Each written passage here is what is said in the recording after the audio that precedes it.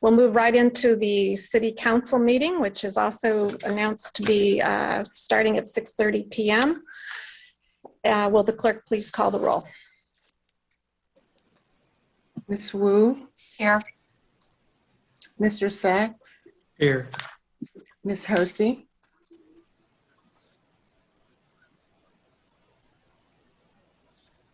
Mr. Brown? Here. Mr. Roberts? Here. Mr. Colebrook? Here. Mr. Miller? Here. Mayor Marlin? Here. And I believe, Sharice, you're unmuted at this point. Yeah, I thought I said here. I hit the little space bar, but it didn't come up. Okay. Councilmember Hersey is here as well. Okay, next up is approval of minutes from the proceedings of regular and special meetings, and this will be for the February 22nd, 2021 meeting. Is there a motion for approval? I'll move approval of the minutes from February 22nd. I'll second. Any corrections? Okay, that was moved by Mary Alice, seconded by Sharice. Will the clerk please call the roll? Ms. Wu? Yes. Mr. Sachs? Yes. Ms. Hersey? Yes. Mr. Brown? Yes. Mr. Roberts? Yes. Mr. Colebrook? Yes. Mr. Miller? Yes. That motion passes. Next item is public input and presentations. We'll begin with presentations, and that will be a continuation of the council member training session featuring the Urbana Free Library. And Carol Mitten had a couple of comments before we get started. Thank you.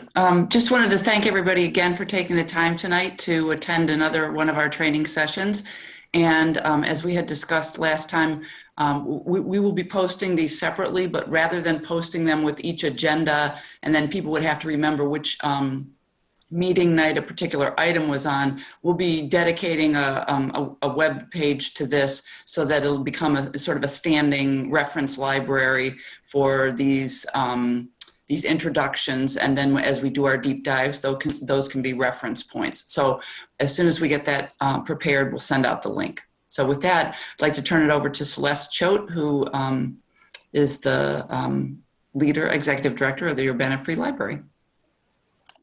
Thank you so very much. I appreciate everyone's time and attention tonight. I'm going to share my screen and talk to you about the Urbana Free Library and its relationship with the fabulous city of Urbana. So I am the executive director, and I'm delighted to be here with you tonight. You can expect to see me at city council meetings at least a couple of times a year. The library has a statutory obligation to provide the city council with an annual report, so you'll see me in August.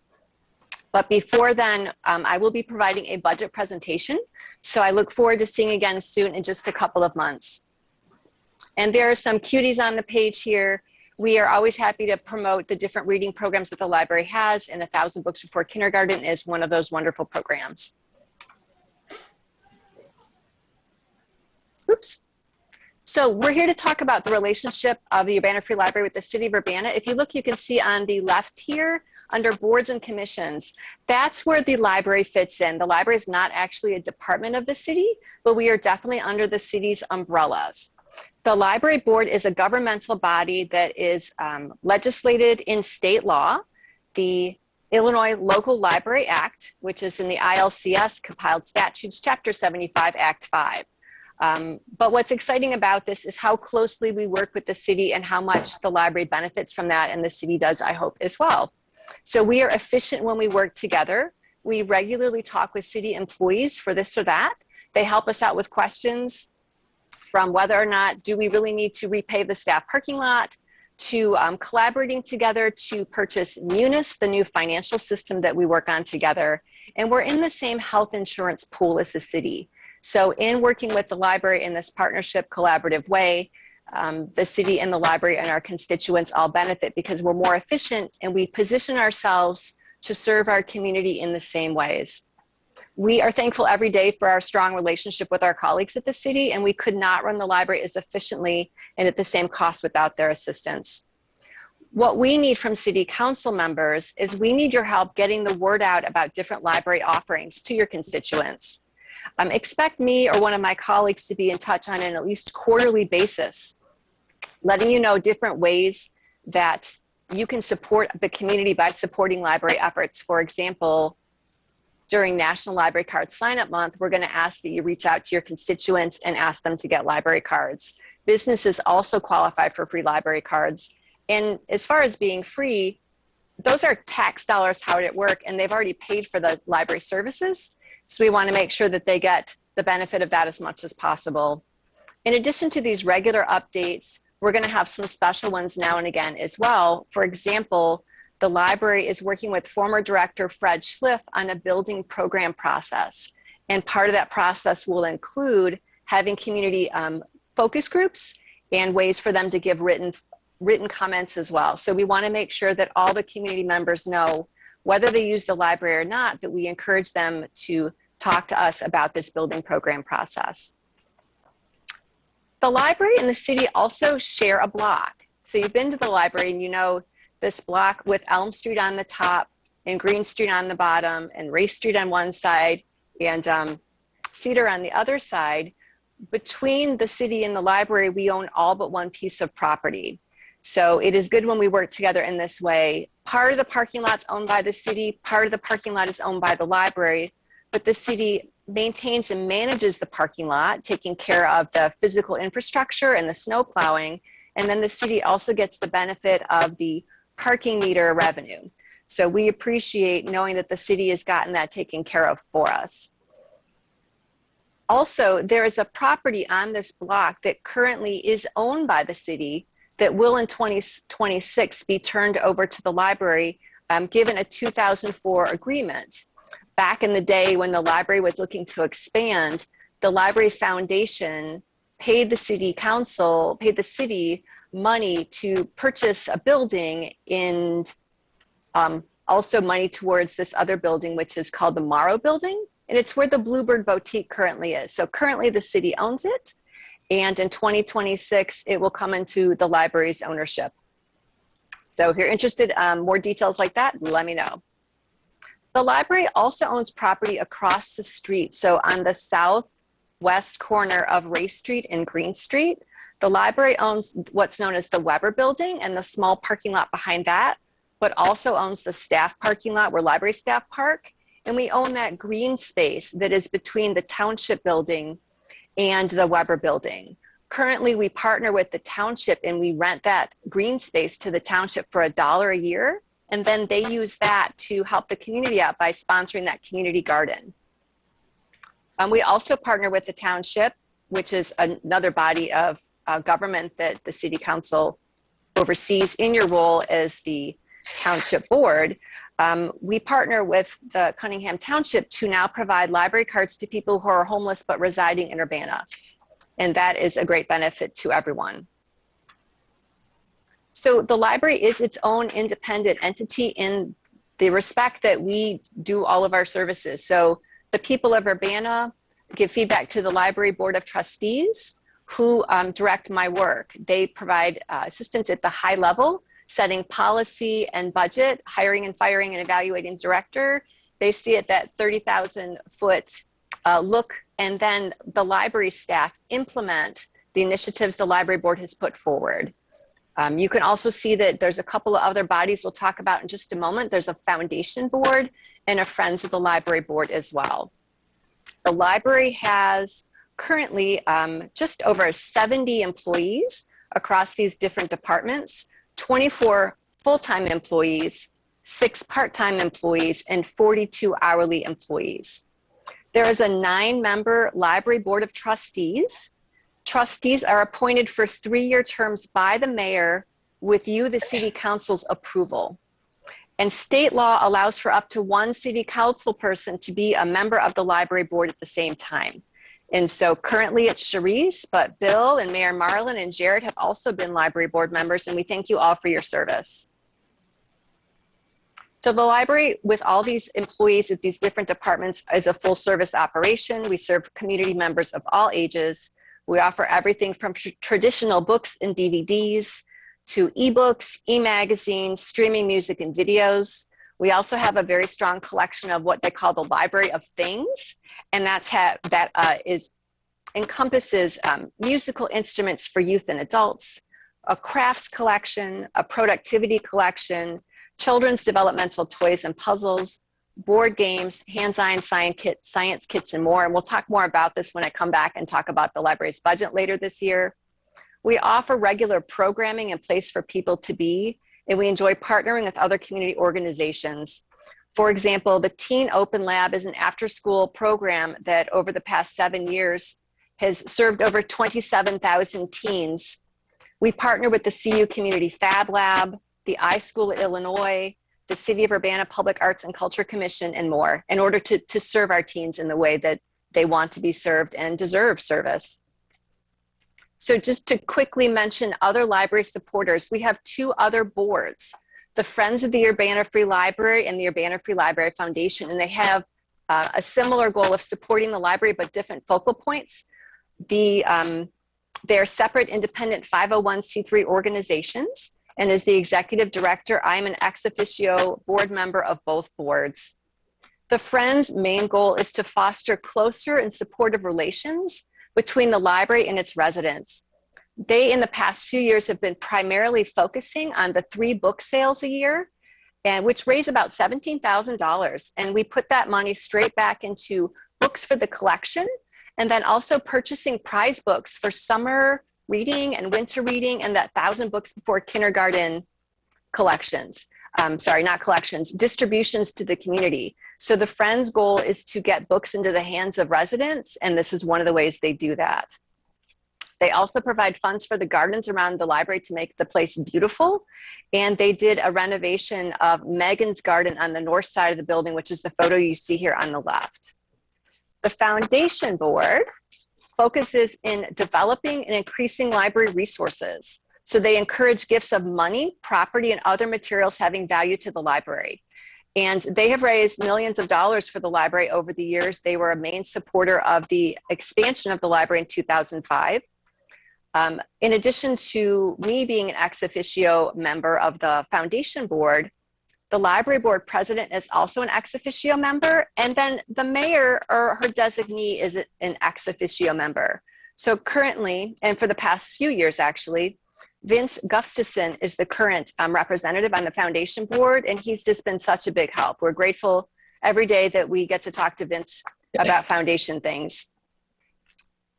The foundation focuses on a large annual campaign drive in the fall, in the Thanksgiving timeframe, and they raise tens of thousands or $100,000. They focus on smaller services like the UFL Live monthly concerts, as well as sponsoring an archives staff person to process the Chanute Air Force Base Museum collection. And then they also focus on larger gifts, for example, gifts of property. We talked about the property owned on the southwest corner of Race and Green. That was purchased by the foundation back in 2013. They also purchased the former Aller building site back in 2016, and they funded replacing the chiller on the library and the repair of the historic porch. So again, millions of dollars spent to support the library. So how do we do what we do? We used city documents and other documents to know more about our community to develop our strategic plan. So we're excited about the new comprehensive plan that you are developing, and we will use that to work on our next strategic plan in fiscal 23. We also look at some of your more granular documents, so comprehensive plan at the high level, but other things like parking studies help us inform our work and provide better service and use our resources better in the community. Our strategic plan is actionable and being implemented on a daily level, and if you're interested in seeing how we're putting it into place with the 4 pillars of embrace, enrich, empower, and enhance, we have a monthly director's report in the board packet, and we talk about the different initiatives each month that fit those different pillars of the strategic plan. Our board wanted a plan we would use, and we use it every day. So we have a vision of nurturing growth by sparking curiosity and fostering a sense of belonging. And our mission is to encourage learning and enrich lives by providing access to diverse resources and programs. How is the library funded? Well, you, the city council, approve a budget for the city, and the library board approves a budget that's part of that. So the library board approves it, it's incorporated into the city budget, and we work closely with our colleagues at the city to make sure that everything fits well together. The city levies the property taxes on behalf of the library, and those come out of the general fund. So I know that it's important for the property tax levy to remain flat or even decrease. And so we work really hard to make sure we're efficient with our funds so that we can be part of this initiative to be responsible and keep that property taxes low so that people are encouraged to live and play and work in Urbana. Property taxes are very important to the library. They're about 80% of our revenue, and this year is 83%. So property taxes are of critical importance, and we're always looking out to see if there's legislation that's going to carve a little bit away from property taxes. In addition to what's listed here specifically, I want to highlight that some revenue is received directly from the city. The city pays the library staff's IMRF, some of the FICA that goes towards library staff, and there is funding from the Ameren contract that you get that also partly comes to the library, and every little dime counts. The library's budget is very tight, and so we're grateful for all the different ways the library is assisted by the city. Some of the services we offer are electronic cards, especially during COVID time, curbside pickup. We started a seed lending library. You can now ask for books in more bundles, which are items across all collections on a particular topic that you can ask for all age levels. We pull them together. We continued curbside service, and we've got electronic materials, as I mentioned. So even during COVID, when the library couldn't be open physically at all the times, we continued to provide service and worked really hard with the city of Urbana in providing good, safe measures for staff, and so we can be consistent across the city and the library when possible. I mentioned the comprehensive plan. We do look to the city and the way you're positioning yourself, and we use your tools to position ourselves. We serve the same community, and again, we integrate our efforts together. We are delighted that on the city's Imagine Urbana page that many people are already putting up posts about the library, and we're working together to share our contacts and community resources so that as the city reaches out to the community, that you're getting to as many people as possible. And as the city learns about new resources and community members and community groups, the city's sharing that information with us so we can do a better job as well. Please contact us if you have questions and comments, questions about things you can do for the community that we can do for the community together. Please visit our website to learn more or email me at celeste@urbanafree.org.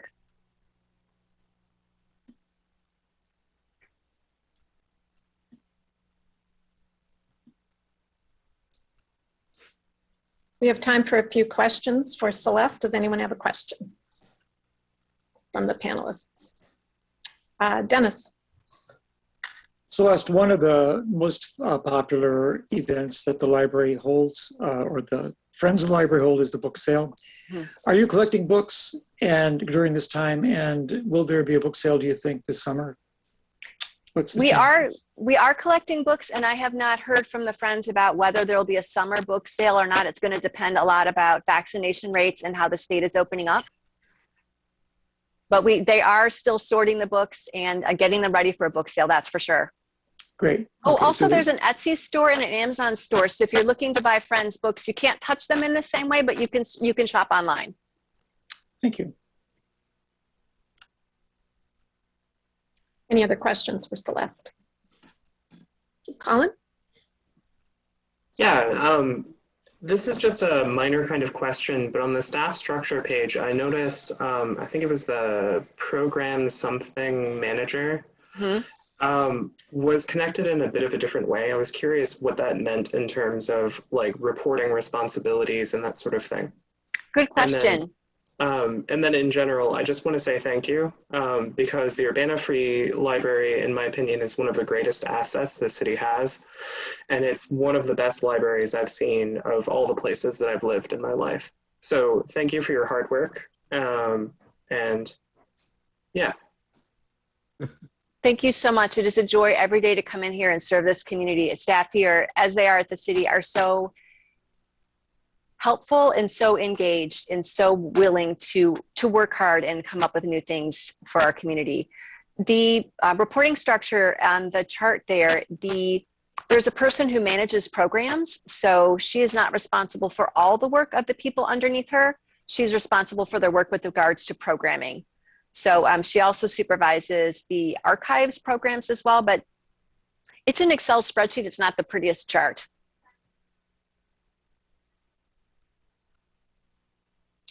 Any other questions? Grace. Yeah, I had one. Thanks again for the wonderful presentation. Definitely appreciate it and everything at the library. And I'm sorry if I missed this in the presentation, but I just wanted to clarify if there was a separate avenue for input on the library comprehensive plan specifically, or if you're going through the Imagine Urbana site, or if there's a separate one people should know about for the library comprehensive plan. Thanks, Grace. I appreciate you asking. The library strategic plan is all set for now, but we'll probably start in mid 2022 for our next strategic plan. And the building program that I think you're referring to is, we don't have that up yet. So as soon as I have that information up, we're looking to start in the next couple of months through early fall. We'll definitely get that out and make sure the information is available. Thank you for asking. Thank you. Any other questions? Mike. Yeah, Celeste, thank you for your presentation.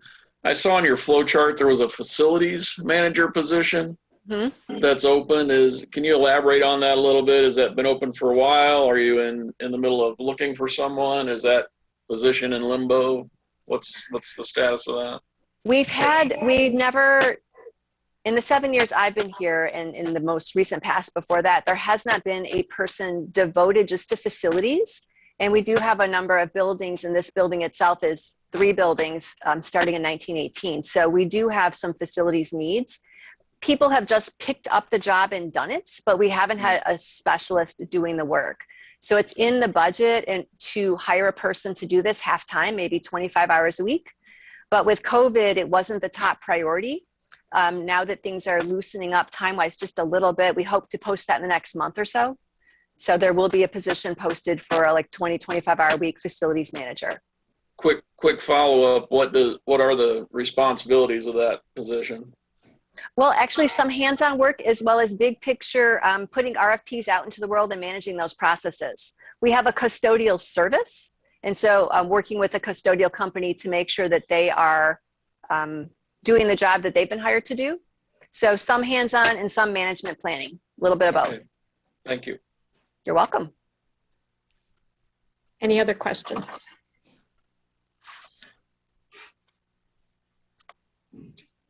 Okay. Well, I'm sure if you think of things later, Celeste would be happy to answer if you just want to shoot her an email. Thank you very much, Celeste. Thank you all. Jared, was that a question? No, okay. We'll move on to public input. And if anyone wishes to address the Urbana City Council, please raise your hand. I see Alan Max Axelrod.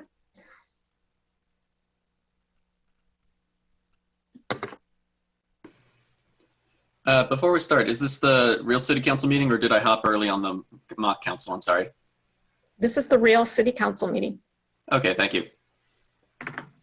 Could you put up the clock, please?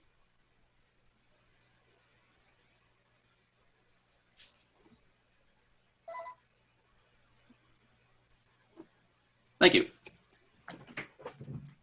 So Alan Max Axelrod, resident of Urbana, the campaign lead of No Ameren Shutoffs. This is a $0 all volunteer grassroots campaign spanning the state, north and south, east and west. We have over 4 dozen member organizations, and we are at a crisis. Last week, the Illinois Commerce Commission announced their plans to reopen. That is to say, they are going to resume utility shutoffs. And they sent a very misleading press release out this past Friday touting the consumer protections made available. Those consumer protections are weaker than the consumer protections that were put in place on September 22nd, 2 days before utility shutoffs started and 2 days before we started to have people being displaced, and that led 2 weeks later to an increase in our coronavirus caseload. Our caseload contemporarily is higher than it was back in mid to late September. Our vaccination rate statewide is around 25%. We had reached that benchmark maybe about a week ago. We are not going to fare better with weaker protections for utility services. And one of the things that is important to note is it is needless to weaken these protections. The money is being appropriated. The Trump administration, and with Mitch McConnell on his way out, passed the Appropriations Bill, or the Appropriations Act of 2021, and that act allowed the state government to appropriate federal funds to relieve rent and utility debt. It was introduced originally as Senate Bill 3066 during the lame duck session and was killed by Senator Laura M. Murphy. However, it's been reintroduced with abandon as HB 3877. Many of the same provisions in it, the funds will still be directly paid to housing providers and utility service providers to relieve the debt. And I've been talking to a journalist from a national outlet who has been in this state for weeks, talking to people whose utility debt was in the thousands. And I'm not just talking $1, $2, $3, $7,000 from some of the people that he just casually came across walking through a community. The service agency there was completely unable to point him to any of the people who had been disconnected. They just simply didn't know. And that is in part because unlike the Champaign County Health Department, the Champaign-Urbana Public Health Department, which requested shutoff notices and so knew where everybody was, in this community, they didn't. And we are going to be completely unable to request that again because that power lapses. It's only seasonal at the start of April, which means we're flying blind. The bill has passed out of the House. The sponsors included Carol Ammons, as well as the new House Speaker, Welch. We already got a Senate sponsor for the bill, who is not Laura M. Murphy, and a new state senator named Doris Turner has written that she has signed on as a chief co-sponsor. What we need you all to do is to help us hold the line, keep utility shutoffs from happening so that we can relieve the debt and reach herd immunity before those protections go away. Thank you so much and good night. Thank you. Next up is Colin. Hi, thank you. Can you hear me? Yes, we can hear you. All right, awesome. My name is Colin Dodson, they, them, also a candidate for Ward 2. I want to highlight what Alan is talking about. It's absolutely critical that we maintain data on utility shutoffs and evictions, and that we do everything that we can to keep our community members safe. That being said, I wanted to, I guess, state my appreciation for the city's potential support. Looks like it's pretty solid for both the Champaign County healthcare consumers and First Followers. These are two fantastic community organizations that deserve all of the support that we can give them. So I would strongly encourage approving the grants that are on the table. And basically the ordinances on the resolutions on the consent agenda for these organizations, and that the community of Urbana continue and strengthen their support here. Thank you very much and have a good night. Thank you, Colin. Next up is Meg McDonald. Hello, can you hear me? Yes. All right, my name's Meg McDonald. My pronouns are she, they. I live in Urbana. I just wanted to pop in here to say a couple of things. Thanks to Jared for bringing up the One Door program last week. I think we were all kind of overdue for an update on that. People do wonder about it. I've been thinking about last week's discussion all week, honestly. I want to say that conversations around the police, their history, their local shortcomings are super important. And to say that having these discussions isn't focused enough is a failure on your end, not Jared or the public's. The cops had multiple opportunities to speak for themselves over the last year. Jared was the chair of last week's meeting and attempted to discuss how police don't prevent crime, meaning the money we pour into their department does nothing to eradicate homelessness, rent stress, mental health issues, domestic violence. For the mayor to try to belittle Jared, cut him off, and talk over him was too much.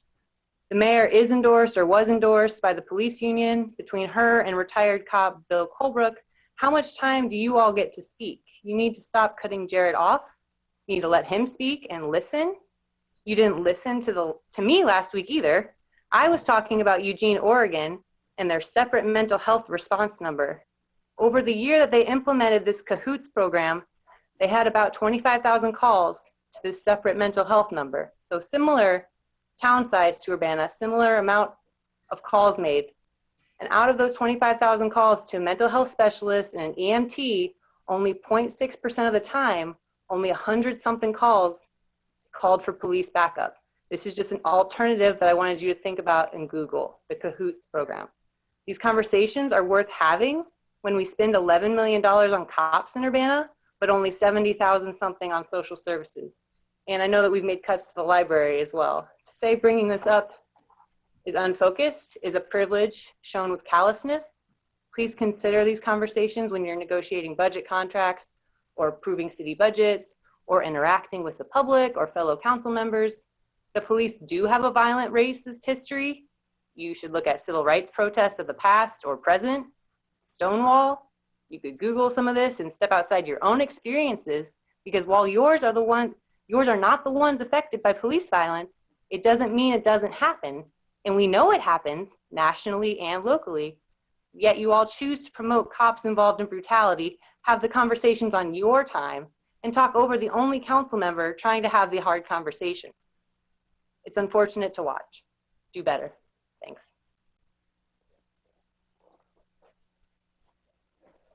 Thank you. Next up is Tracy Chong. Hi, can you hear me? Yes. Hi, I'm Tracy Chong from Urbana. I would like to comment more about tonight's discussion about the city's use of criminal background checks in the city's job application process and changes to the Human Rights Ordinance. Since the discussion about the city's use of criminal background checks in job applications was postponed last week, I'm going to reiterate that I hope that City Council can make a distinction between Urbana's broader human rights ordinance and what is allowed by the state when a background check is relevant to the job at the final stage of the hiring process. These are two different things, and I hope you guys actually discuss those issues. I also hope you discuss the implications and how intimidating it is when applicants are asked to agree to criminal background checks at the very early stages of the application process, and when it's even mentioned at the job ad stage. I'm also concerned about the changes to the Human Rights Ordinance. Even though the ordinance will include statements that require the city to follow the ordinance and hold itself to the same standards as it holds others, there's currently no concrete mechanism by which the city will be held accountable. Over the past year, we have seen example after example of what can go wrong when there is no mechanism or avenue to hold the city or its personnel accountable for their actions and decisions. When members of the public raised this concern at the last HRC meeting, it could not be articulated what exactly would happen if the city does violate the ordinance. It was just some vague answer about how the HRC would be producing some kind of report. And when I raised the doubt that this would be effective, Chairperson Rickberg asked why I would expect the worst. I don't know, I don't think I need to go into details to why I should expect the worst, because that's what we have been speaking up every single week for the past year, instance after instance where the city staff, the mayor, city council members, Urbana police officers, Urbana police leadership have violated state statutes, city ordinances, UPD policies. But each time we just make excuses. There's no real discussion or actions to give the public any confidence that these misconducts will not happen again. Up to now, we have not had any meaningful discussion on the very basic issue of accountability. Anyway, I hope when you discuss this tonight, you will discuss what matters. What are the mechanisms of accountability, and not just some vague answer that has shown to be meaningless over the past year. Thank you.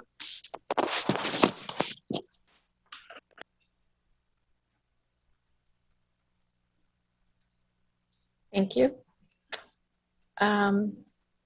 Next up is Christopher Hansen. Hello, can you hear me okay? Yes. Thanks. Christopher Hansen. I'm not going to say much tonight. I will bring up another issue.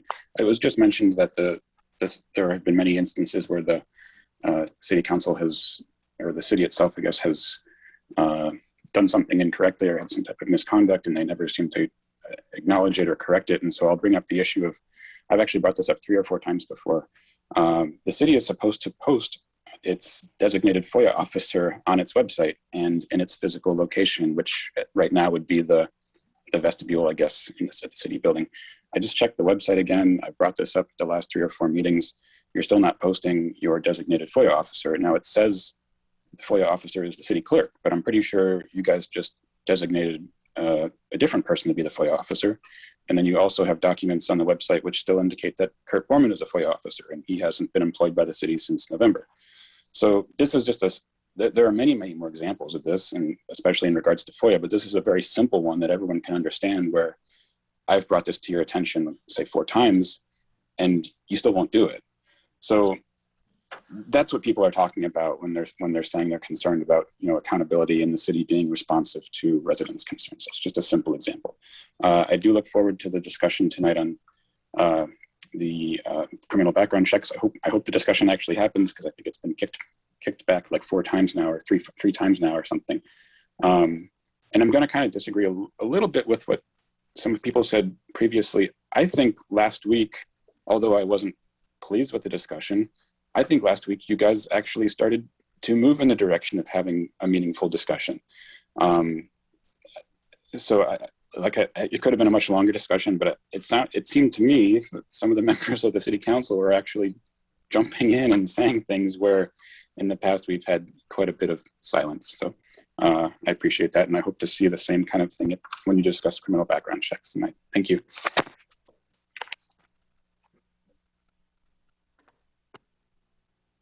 Thank you.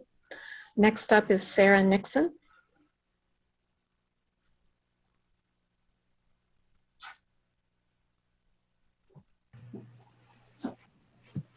Hello, City Council. This is Sarah Nixon. I would like to bring to your attention a serious issue concerning Urbana's Civilian Police Review Board. This week, the CPRB is officially announcing the resignation of yet another board member. So this is something like the 5th in the past year, or perhaps the number is even higher. The fact that board members have been resigning in waves should be a top priority concern for you, City Council. Ever since the public has been in attendance at CPRB meetings in droves, which began in earlier in 2020, essentially after the Aaliyah Lewis arrest incident, the appointees of the board have been dropping out like flies.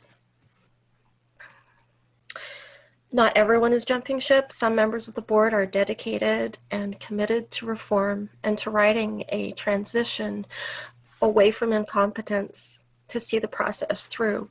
But the narrative that we hear repeatedly from the mayor blames public participation for the exodus, bemoans and resents the public for daring to show up to meetings, for daring to criticize the CPRB's history of epic failure, and for daring to call for reforms that would reshape the board into a functional instrument that would serve civilians rather than protect the interests of law enforcement.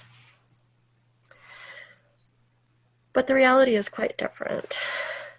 Board appointments are made by Mayor Marlin, who appoints friends of the police while overlooking the enormous pool of willing citizens who are fully competent, qualified, and ready to serve. This tactic should concern you greatly, as should the fact that board appointments are not open to people who have criminal records. These are the people who may have experienced police misconduct firsthand. These are the people who can bring the most valuable citizen insight to the CPRB oversight process. These issues, among others, concern us all, and it is urgent that the council bring meaningful and sustained focus to it. Thank you.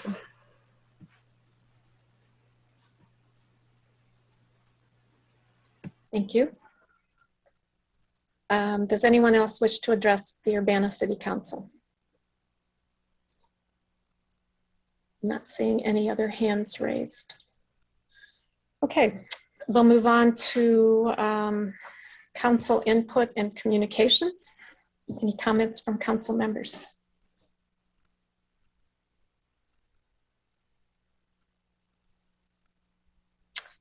Okay. Seeing none.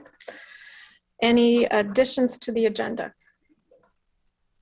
I did want to announce that one item will be pulled off the agenda tonight. It's under J, new business, item number 1, which is ordinance approving a reconsideration of the variance for the garage at 213 West Illinois Street. We've learned legally we cannot, the council members cannot move to reconsider once the session in which the vote was taken actually ended. So the applicant is going to be working with community development staff to explore other options for that particular project. And hopefully you may see that, well, you may see this before you again, but it won't be tonight for reconsideration. I apologize for the confusion on that. Next item is unfinished business. We don't have any tonight, and we move to reports of standing committees. Jared? Right. Last week, the Committee of the Whole met and forwarded a number of items, in fact, all of the items on the agenda to the consent agenda for approval for this week. Before I go ahead with reading them off and the rest, were there any that anybody needed to remove from this before I go ahead and read them? I didn't hear any public comments on any of these either, so hopefully we'll be good to go. All right, just for the public's reference, all matters listed on the consent agenda are considered to be routine and non-controversial by the City Council and will be enacted by one motion and roll call vote. There will be no individual discussion of these items. If discussion is desired by anybody, as was just asked, then we would remove it and discuss it under the regular agenda, under the committee report. So for this consent agenda, we're going to move passage of resolution number 2021-03-11R, a resolution approving a City of Urbana Community Development Block Grant Program Agreement with the Champaign County Healthcare Consumers for COVID-19 Assistance. Resolution number 2021-03-012R, a resolution certifying a community housing development organization for CHODO for the Urbana Home Consortium for First Followers. Resolution number 2021-03-013R, a resolution approving and authorizing the execution of an Urbana Home Consortium Community Housing Development Organization agreement, also relating to the CHODO for First Followers. a resolution number 2021-03-014R, a resolution approving and authorizing the execution of an Urbana Home Consortium Community Housing Development Organization Agreement, also for first followers. Those three ordinances for first followers. And then those three resolutions. Two more ordinances. Ordinance number 2021-03-011, ordinance approving a special use permit for 701 East Florida Avenue that came from plan case 2415-S-21 for the Trinity Lutheran Church, and ordinance number 2021-03-012, an ordinance amending Schedule J of Section 23-172 of the Urbana Local Traffic Code, establishing curb loading zones on certain streets at the development whose name is escaping me right now. Gather Developments, yes. On behalf of the committee, I move approval of the consent agenda. I'll second. Moved by Jared, seconded by Mary Alice. Will the clerk please call the roll?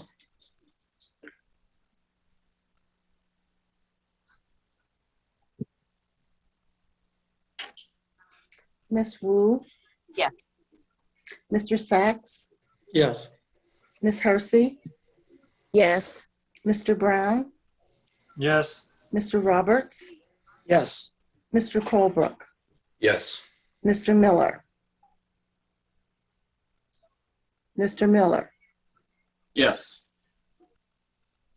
That motion passes. Next up, reports of special committees. Don't believe we have any. Reports of officers.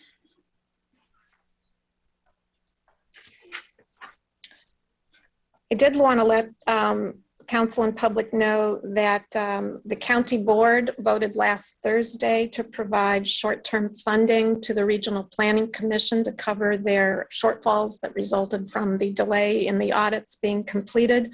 So they voted to supply funds from both the general fund and then to borrow money to provide up to the $5.3 million that was requested. They're also working with county officials and the auditor and treasurer's office to get those, make sure those reports are done. So short term, the financial needs are being met and people are working hard to get the audits completed. So we'll keep you up to date there. And still trying to determine the exact short-term impact on these delayed audits on some of the programs. It's still being determined.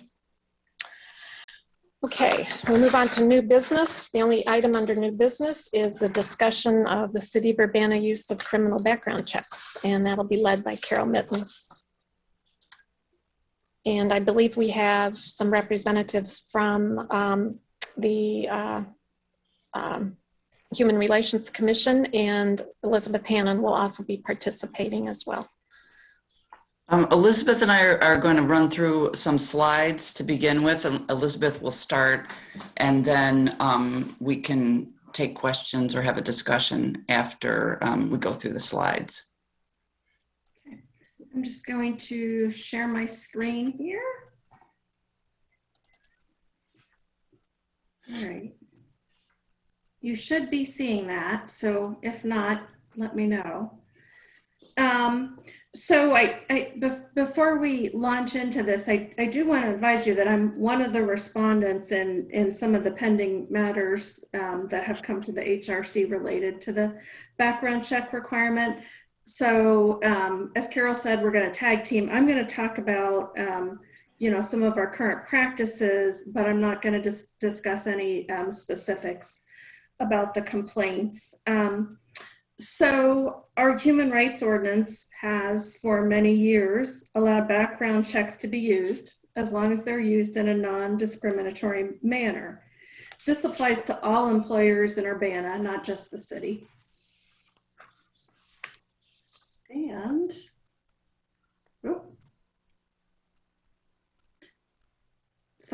some of the relevant ordinance language is in section 1237 of the code.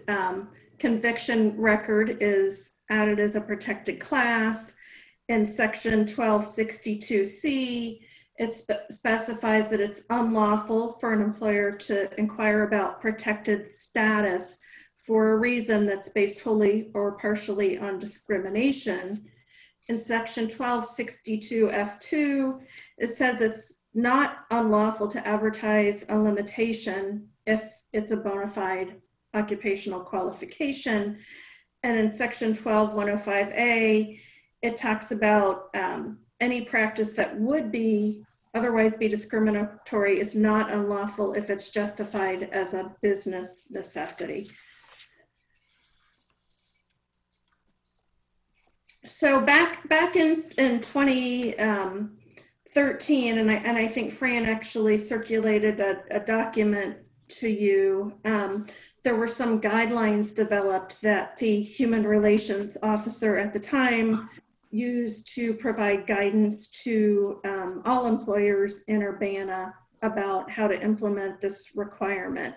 So those weren't formally approved by the HRC, but they were reviewed because they were just guidelines for the HRO. So those rules included the following: that employers may not inquire about conviction status on employment applications, that employers may provide accurate information regarding several things, including the fact that upon extension of a conditional offer, the employer intends to run a criminal background check. And it also lists a number of factors that an employer would have to assess before they would deny employment based on a business necessity. So some of those factors, and there's a longer list, but are, considering the facts or circumstances surrounding the offense, the number of offenses, the applicant's age at the time of conviction or release from prison, any evidence that the individual performed the same type of work post-conviction with no known incidents of criminal conduct, the length and consistency of employment history, rehabilitation efforts, and there are several other items mentioned that should be weighed. So now I want to turn to our practices at the city, which we believe are fully compliant with that guidance. So, and I just to be clear, I'm setting aside positions like police officer where there are specific requirements in the law. But we require background checks when there's a statutory requirement. Police officer would be an example of that, or a significant nexus with the essential functions of the job. Applicants are not asked about prior conviction on job applications. Background checks are conducted only after we make a contingent offer of employment and that contingent offer is accepted. And applicants are notified of any findings that might result in a denial of a final offer of employment, and they're given an opportunity to explain before we would make a final decision. I want to point out that I also reviewed these practices with the HRO who drafted the guidelines, and he agreed that he felt that we were in compliance. So at this point, I'm going to turn it over to Carol to talk to some specifics about one of the items. So this initial complaint that I'm going to speak about is the one that you've heard us talk about that led to, me bringing forward the change about jurisdiction of the HRC. So the initial complaint is the one that had the informal hearing about jurisdiction and probable cause on November 10th, 2020. So I just want to add in this a little bit more detail because you've heard a lot about people, I think, extrapolating things from this complaint, but I want you to know exactly what it says. So the complaint states in part, the Urbana Civil Service Commission held a public meeting wherein they discriminated and conspired with city staff to further discriminate against individuals on the basis of an applicant's prior arrest or conviction record. And the complaint goes on to indicate that the named individuals did this by, quote, creating, voting for, and disseminating a job listing, which includes the requirement to pass a criminal background check. So the jobs in question were job descriptions for a human resources assistant and human resources coordinator. Those position descriptions indicated that a background check would be required. And individuals in human resources typically have access to personal information, including social security numbers and all manner of employees' personal information. So next slide. So just so that everyone is on the same page about this, a job description is a document that describes the duties, responsibilities, essential functions, and necessary skills, experience, and qualifications for a specific position. So we include in this requirement in job postings so that applicants are aware of the requirement. They need to be aware of the requirement. We do not want applicants to be surprised by that requirement after they are far along in the process. Next slide, please. So one of the things that we did as a result of the November 10th hearing, and I had communicated this to the HRC in a memo, and I shared that with every council member as well, is that we made certain changes to the job ad and our job ads that require background checks, which is not all of them. They now include language saying that information obtained in background checks is considered in the context of the nature of the job, the nature of the offense, and the time that has passed since the offense, and an arrest or criminal conviction does not automatically exclude an applicant from consideration. So we have the job description itself, which states whether or not a particular job is subject to a background check. Then in the ads that are associated with those particular position descriptions, we explain to people how we apply that. And then finally, so the conclusions that we would like to draw your attention to is that this discussion has an implication for every employer in Urbana. It's not limited to the city of Urbana as an employer. And Elizabeth explained to you the document that the former HRO had shared with the Human Relations Commission. And that is how we educated employers about how to implement this particular aspect of the Human Rights Ordinance. Any interpretation of the ordinance that makes criminal background checks de facto prohibited ignores the business necessity exception. And then finally, explaining in the job advertisement how the background check is used promotes transparency and fairness because applicants know what to expect. And also including it in the job description itself, they know going in whether or not, they know whether there will be a criminal background check, and the advertisement tells them how we will go about doing that. So we think that that's fair, that's transparent, and that's consistent with the ordinance. And Elizabeth and I are happy to take questions. And I know that at least I saw Francis with us, and yeah, and Pete too. Okay. So I guess the mayor will call on folks. Any questions for Elizabeth, Carol, Pete, or Fran? Bill, and then Jared. I wonder if you could expand a little bit on the business necessity exceptions. It seems like a lot could fall under that category, but then you also said that had to relate to the nexus of the position. Could you repeat that or rephrase it to make it a little bit clearer about when something is considered a business necessity exception? Okay. Seems to. I think, okay, let me.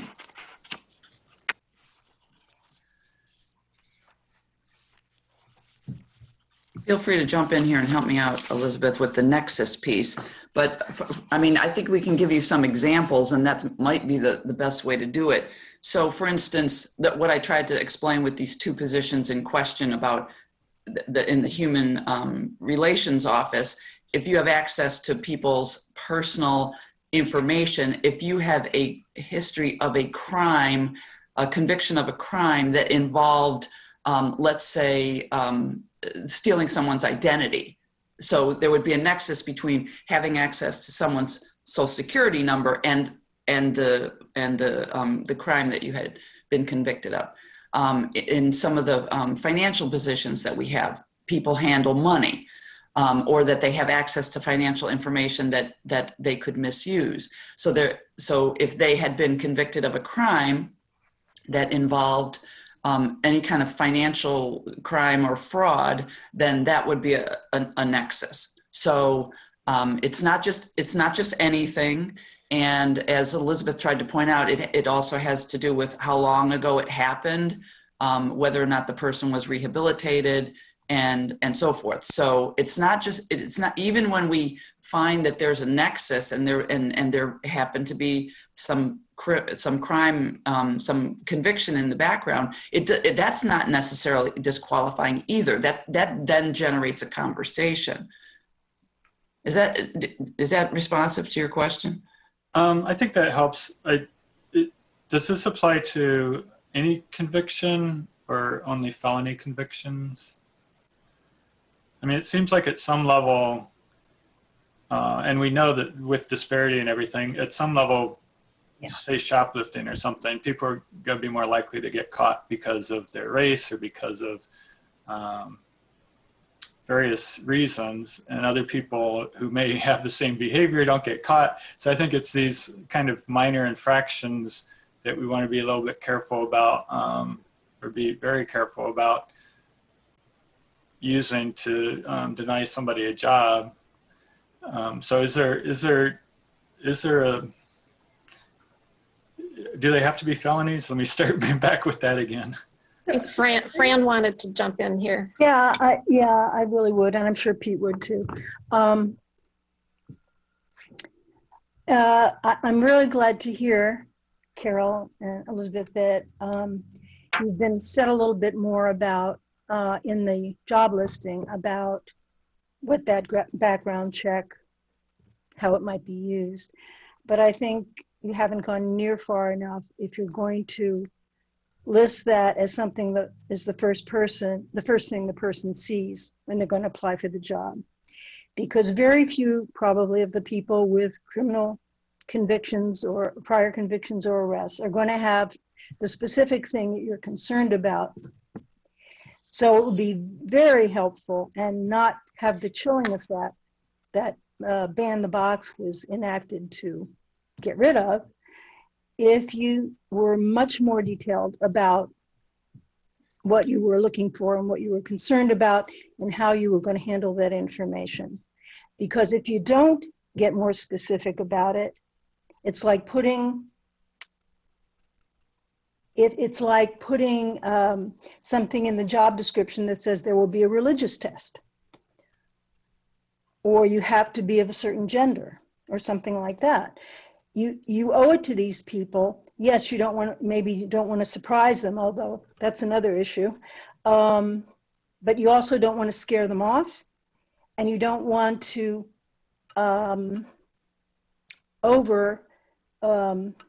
you want to be specific because you don't want to kill a mosquito with a machine gun here.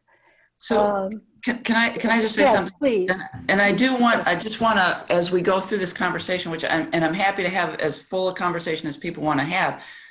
I just want people to understand there's a continuum here, and there's some kind of idealized mechanism, and different people have their sense of what's the ideal, and some people on this Zoom that I'm looking at think the ideal is to say nothing about the practice and then only do it if it's, and then it only becomes known if at that point of a conditional offer. I don't happen to be in that camp, but everybody's got this idealized version.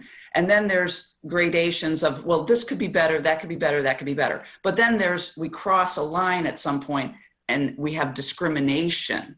And so we can have all the conversation you want to have here, but I think we need to be really clear. Just because we disagree doesn't mean that we're all either on the discrimination side of the line or we're on the non-discrimination side of the line. There's different ways because we're accommodating a group of people that there is this gray area in our law that it's not black and white. That's what I mean by the gray area. I don't necessarily mean that it's ambiguous, but it doesn't necessarily mean that it's discriminatory if we don't do everything everyone idealizes that we should. So, and there are members of the public who would say that if we don't do this idealized version, that we are discriminating and that we are breaking our own laws. And I just simply don't agree with that. So I just want to frame the conversation that way. I agree with you. And, but what I'm saying here is that this is not occurring in a vacuum. There's a history here about how jobs discriminate against people with this kind of thing in their record. And when you put in a advertisement for a job, a very general statement about a criminal background check, or you must pass a criminal background check, and pretty much it stays at that level of generality, that is going to, people know that they are going to continue to be punished for something that they were arrested for, possibly not even convicted or convicted of.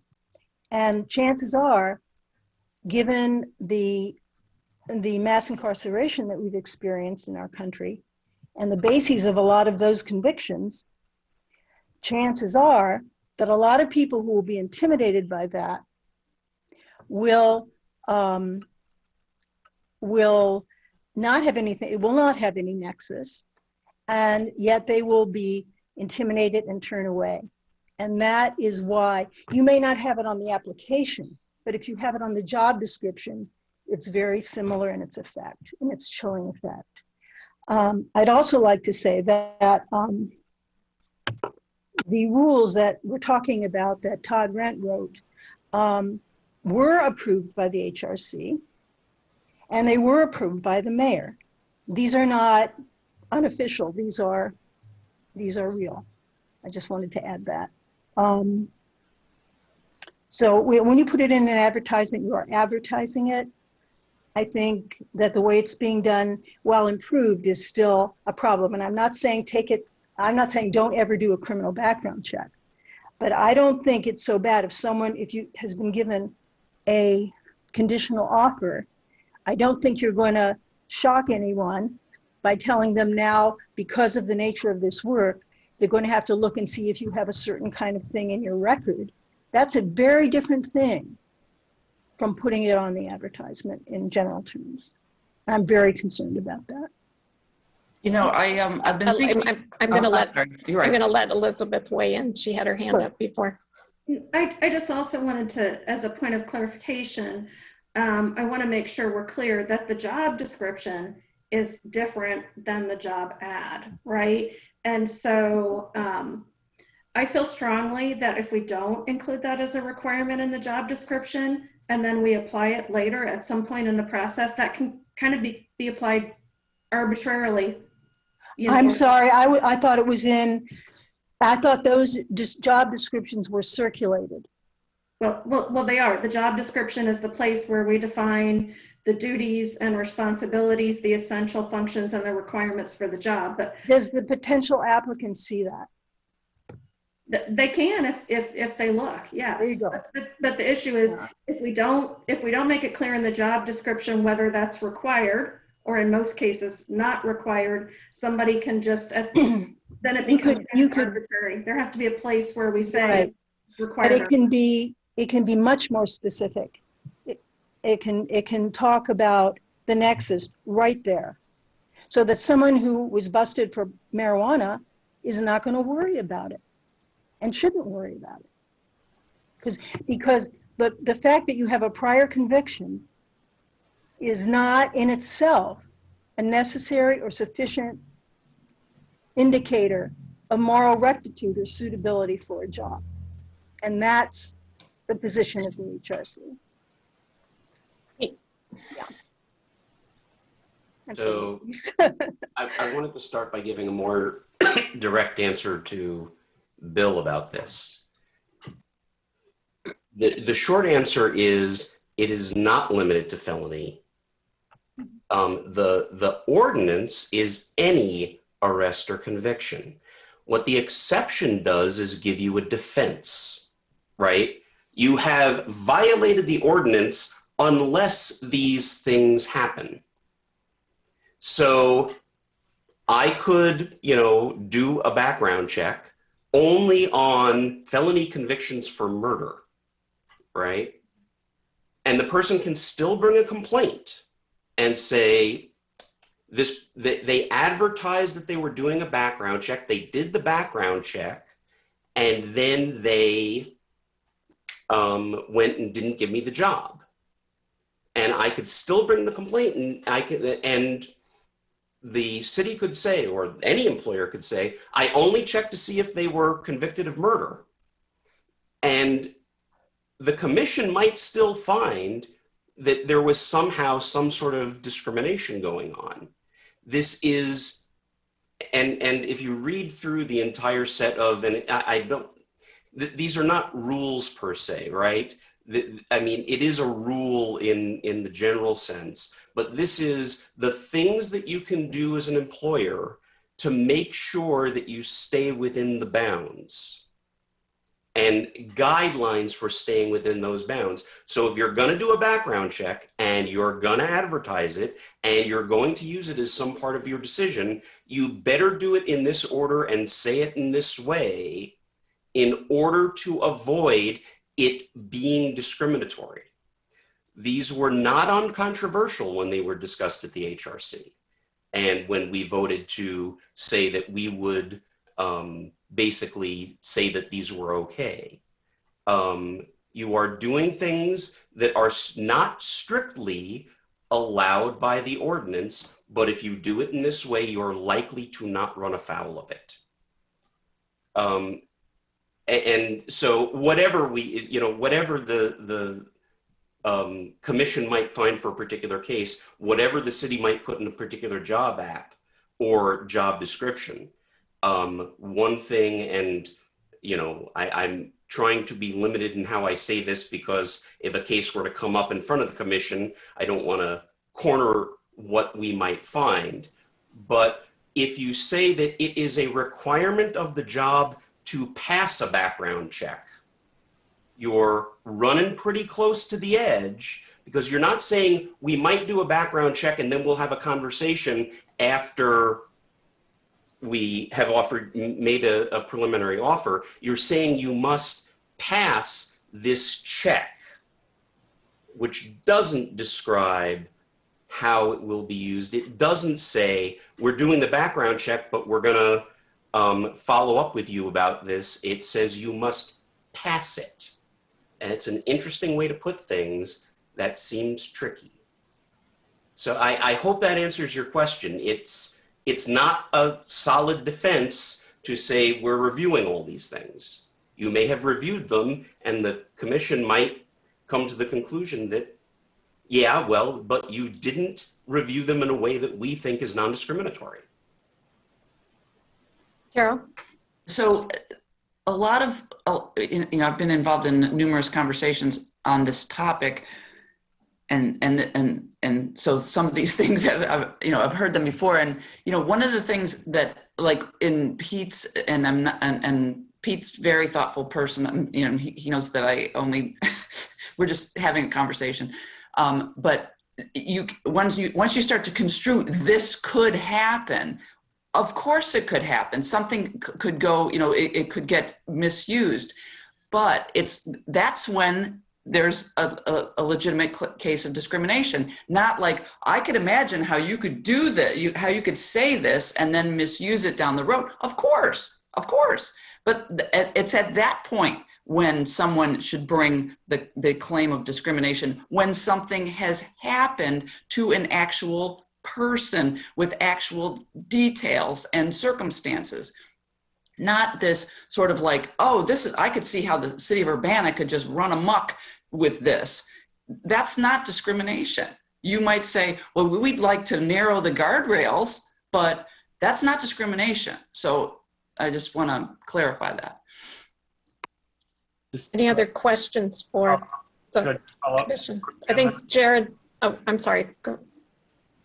Just on the, I would agree that's not discrimination. I think it's a matter of, there's a difference between discrimination and how we want to implement our potential background checks when we need to. And I think that's the area that I would be concerned about. And I think you've addressed that with the advertising and I think was it in the ad or in the job description where it explicitly said that, I forget the word in the a criminal conviction won't be. You must pass a criminal background check is the wording. No, the wording in the ad, Bill, I think what you're thinking of is an arrest or criminal conviction does not automatically exclude an applicant from consideration. I think that helps a lot. And that's in the ad, right? Yes. Okay. Thanks. Jared, you had your hand up.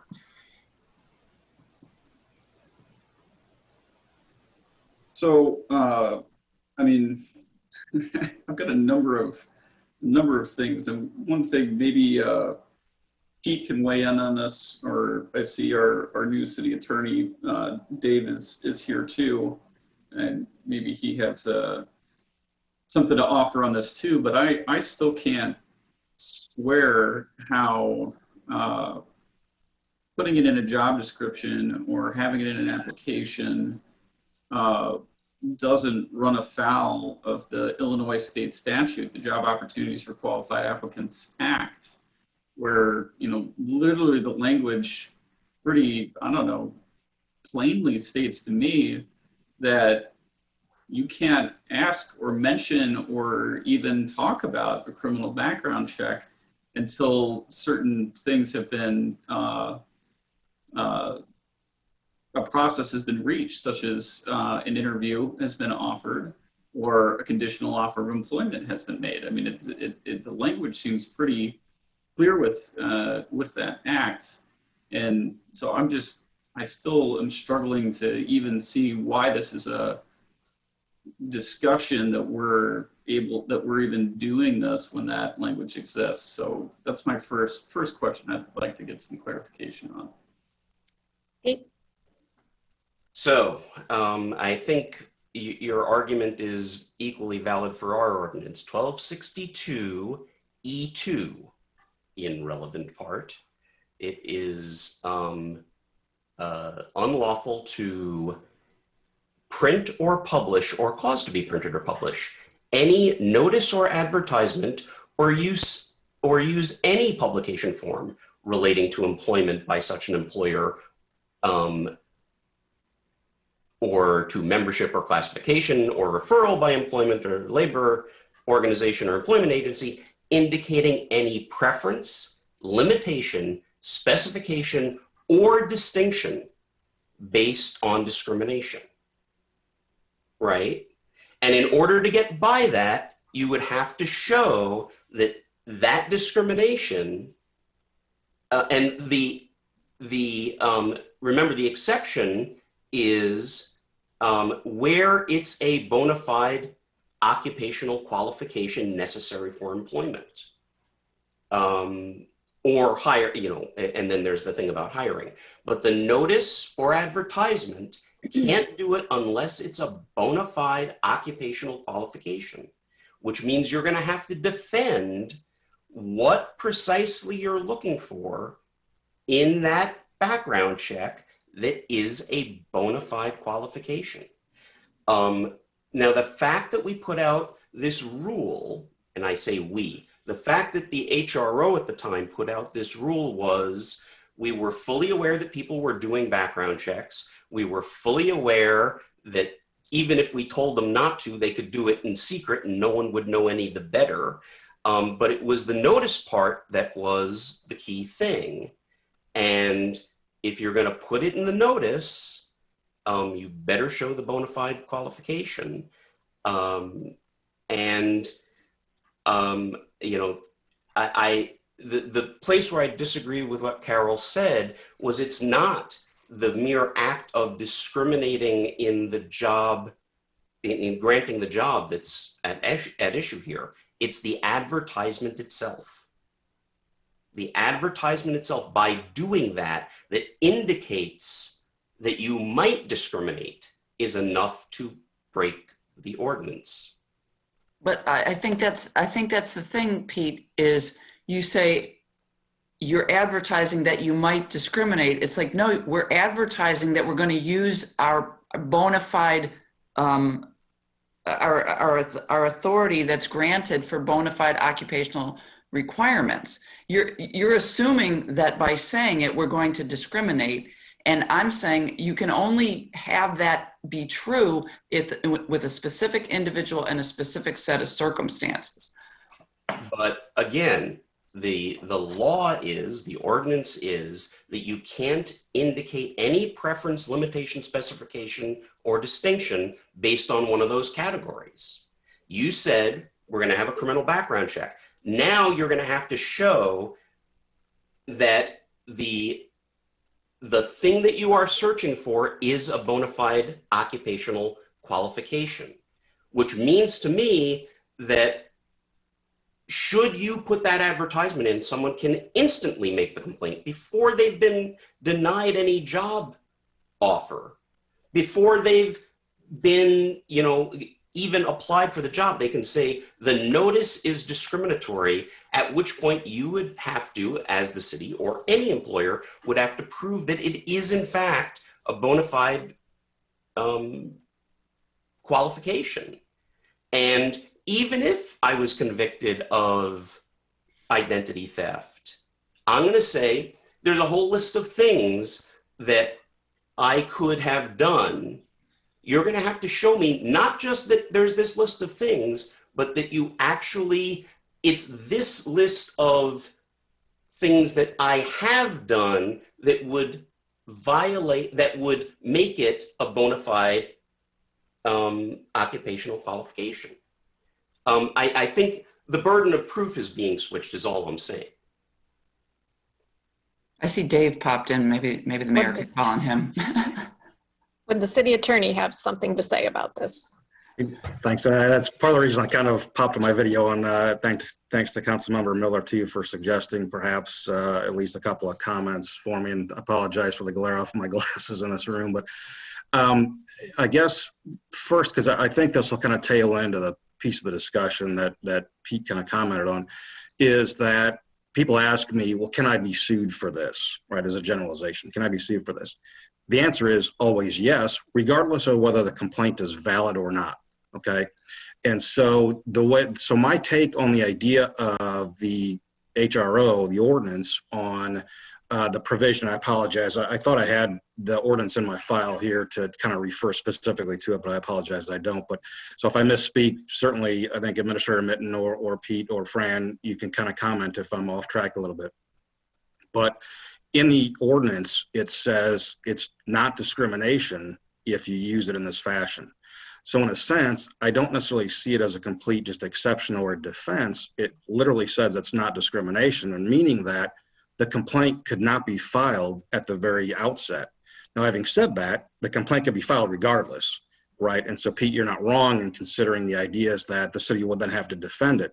But I think that's where I see, you know, maybe, and I don't mean this word to sound bad, and if it's the wrong word to use, I apologize, is a little bit of a disconnect on the idea of the thought about how this can work relative to the ordinance and potentially the statute. Again, I apologize, I don't have the statute in my file either to try and refer specifically to it. But I think that's kind of how we're trying to address the balance here of the idea. I think we all understand that if there are BFOQs, bona fide occupational qualifications, that relate to the idea of potential convictions, we all understand that that's possible, and they can be used, I think, in terms of the decision making on whether to hire someone or not for a particular position.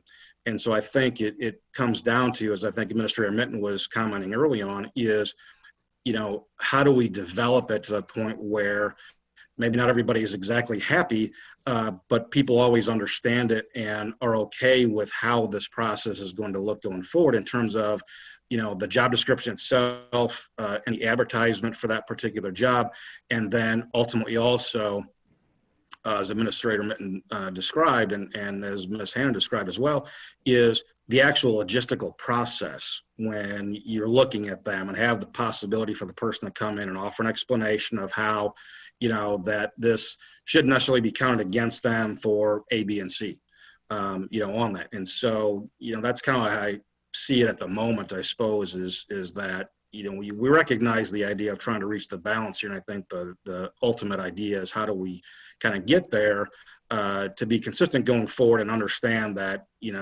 people see it as, we're not trying to discriminate. We're not trying to violate the ordinance in and of itself for these kinds of things.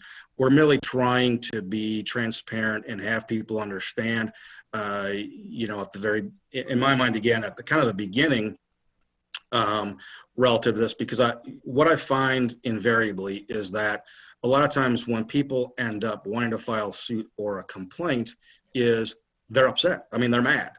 And so, the question becomes is, are they going to be madder up front? And I get the idea is that you're maybe dissuading people from applying because of the way of how that maybe is worded in the sense to try and help alleviate that concern at the beginning. But if, I see the side of it too, where if you wait until the very last possible moment before you say, yes, you're hired, and say, oh, by the way, we need to do a background to make sure that there's no convictions that really relate to the nature of this job. I could see people being more upset at that very point because now they are going to feel that they wasted all of their time hoping on this job, and all of a sudden now something happens where they're concerned. And again, I'm not saying this happens every time. Obviously, we're going to run into maybe one or two applicants that maybe fall in this category. I wouldn't want to suggest that it's 98% of the people applying will end up in this kind of capacity or on this particular path. But I see the concept of how do we allow people to understand that this is going to be a part of the process, and when do we let them know that, at the beginning or at the end? I do want to just emphasize here as we I feel like people are wanting, I want Urbana to do something different, but whatever standard you feel that you have to hold the city to in terms of really parsing this out, that becomes the standard that everyone is held to in Urbana. And that is, I'm telling you right now, that is not what we have promulgated to our employers. So there's, just know this is not just a conversation about the city of Urbana or, as a government. This is about all employers in the city. Okay. Jared, you had other questions? I just want a quick follow-up with Dave. So I know you don't have the statute in, maybe we, I don't know, need to dive a little further into it, but, I just, it's like what Pete said, and I do get that we're kind of, now we're finagling with this idea of, well, should we ask later? Should we be upfront about it? And if we, at whatever point we disclose it, how do we disclose it? I think all of those are extremely important, but I also think that the conversation of upfront or later would be moot if the Job Opportunities for Qualified Applicants Act supersedes this, even asking the question about doing it at the front or at the back, because it seems to me like it says that you can't, you may not inquire about or into, consider, or require disclosure of criminal record or criminal history of the applicant until determined blah, blah, blah, blah, blah, for an interview, or if there's not an interview, until a conditional offer. I mean, that seems pretty straightforward to me. That's more like well, you just don't do it on the face. You have to do it on the back end. I just want to hear your thought on that specific part, Dave. Yeah, it's one of those things where I really do wish I had the kind of statute in front of me. And again, not that this necessarily is the driver for it, but one of the things I try and look for when there may be a little bit of a difference between a statute and a city ordinance is whether or not the statute preempts home rule authority to act in that particular area. If it does, and it says you can't do anything that's inconsistent with a statute, obviously that's absolutely clear. And if a statute doesn't, then it somewhat is a question mark a little bit. And I'm not saying that you wouldn't want to take the statute into consideration regardless, but it wouldn't necessarily, put a city in a position where it couldn't do something that they felt was more appropriate than what the statute maybe provides. And so certainly understand the nature of the statute, certainly understand the nature of the conversation about, the concept of trying to ensure that people who, might have a good background for the position aren't dissuaded from applying by the suggestion of having to do this as part of the process. But that's where I figure is it's one of those things where I think it's almost like a melding of a lot of things to try and reach a position that everybody's comfortable with going forward on how do we want to put these kinds of things out there. Because certainly, as I shared internally, there's a big difference between hiring a laborer and hiring someone in the finance department who's going to be handling money. And so I can certainly understand the nature of the conversation about, the idea of specificity, but I think, part of to look at how to do this is, ultimately is Administrator Minton suggested is how far do you end up going on that? It's similar to creating a list. Once you create a list, you're stuck with the list, good or bad, and then people will say, well, you should have added this piece to that and taken this one out. So, when you create the idea of the language that you may use for this is, again, it's going to be, somewhat people's thoughts on, well, I wish it would have been worded this way, or I wish it would have been worded that way. And so, we just need to be comfortable with the ideas, how we want to establish this without putting people off, I guess, either way. Carol, and then we'll move on to other council members who may have questions. I do just want to slow down the reading of the act and what it says. So I'm just going to slow walk it, what Jared had said. An employer or employment agency may not inquire about or into, consider, or require disclosure of the criminal record or criminal history of an applicant until the applicant has been determined qualified for the position and notified that the applicant has been selected for an interview, blah, blah, blah. It doesn't say you can't notify them of the requirement. It says you can't ask them about, consider, or require disclosure. And we violate none of that. So I think that that you have to look at precisely what it is saying and then put that up against what we do. And I think we're in bounds of what the act says. I don't know if I agree with that. I mean, well, did I just read the word? What part don't you agree with? What the words are? No, seriously. No, I'm looking at it. No, you read it exactly as okay. No, I'm just disagreeing with your interpretation, not about what's written in it. The specific part is require disclosure of, right? Require disclosure of. Now, when, for example, this was going to be my next point, and I'm sorry, to other council members that I'm taking up so much, because I'm sure other people have questions too. I appreciate the chairs letting me continue before I come back. But that part is the big part. In I don't know if everybody else looked at what Christopher Hansen had sent to us about as he went through a job application on the website. But there's almost 3 places where the criminal background check is mentioned, and in fact, it won't even let you submit the application on the website unless you have the consent to disclose your criminal background check checkbox checked. So you literally can't even finish the application unless you consent to the criminal background check. Like that was a Urbana Free Library application process. I would just note it wasn't a City of Urbana process. Well, in either case, I think the principle still of that wording, or required disclosure of, is where it comes into conflict. To me, that's a clear conflict of asking or requiring someone to pass a criminal background check in an application. you know, that's where I'm reading that, and I'll quit belaboring that point, but and hear what other folks have to say. Okay, let's move on to other council members who had questions. Mary Alice. So mine isn't necessarily a question. I think one of the things that we're struggling with right now is the delineation between the practice of how background checks are used and how background checks are reported in the job description or the advertisement. So there's two things there. One, there's the process, kind of the HR process, right? And the other one is the paperwork that we have. You know, if I was to write the rules, this is what I would say. I would say that the city of Urbana should not include any information about conducting background checks in the advertisement. And the reason is because it's very complicated. All the stuff that we've been talking about tonight is all these different rules in terms of, well, how would it be used? And it's not possible to actually go into that much detail into an advertisement. So why make people worried about it?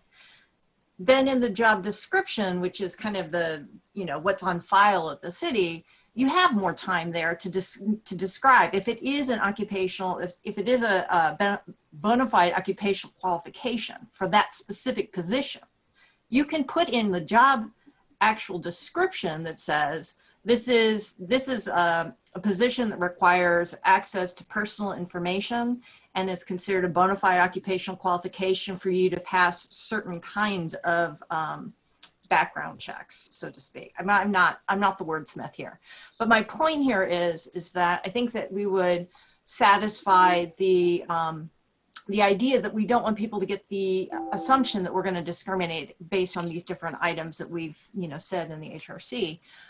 If we don't include that in the job app, we can go into more detail in the job description, and then we can talk about the whole process other side. So I'd really like to keep, if possible, this conversation around the job advertisement and the job description, because the whole other thing is long. So those are my comments.